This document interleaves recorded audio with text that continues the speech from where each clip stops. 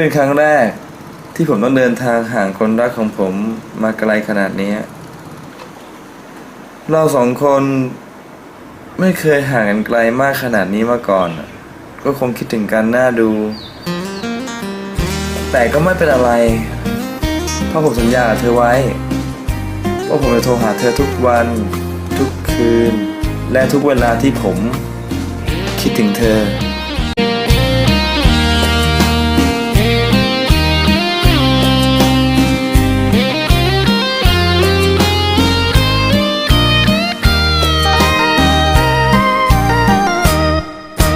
หลับตานอนไม่ลง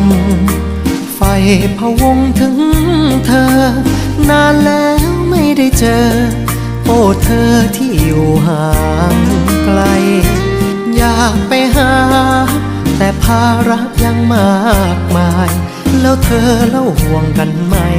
ยอดดวงใจพี่ชายคนนี้หลับตานอนครั้งใดไก่มันคันทักทายจนฟ้าสางรำไร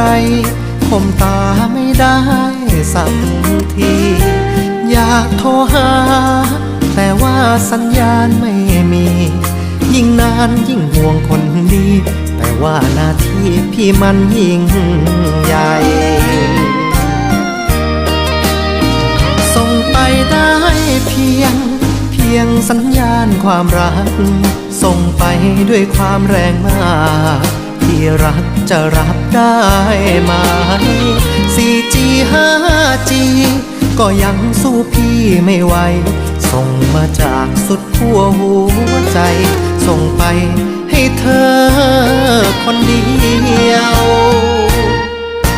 หลับตานอนไม่ลงไฟ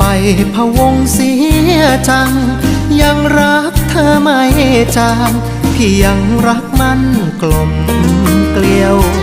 หากว่าน้องเปิดใจรับรู้แน่เชียวสัญญาณรักจะแน่นเหนียว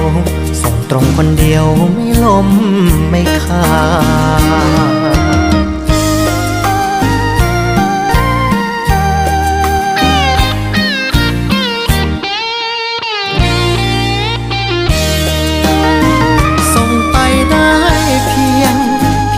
สัญญาณความรัก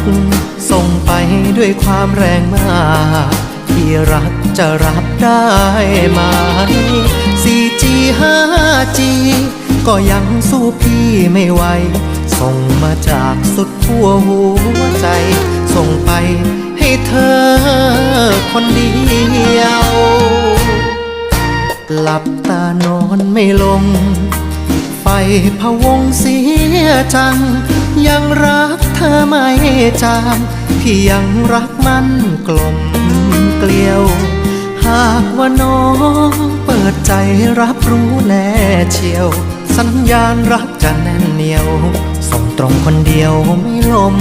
ไม่ขาด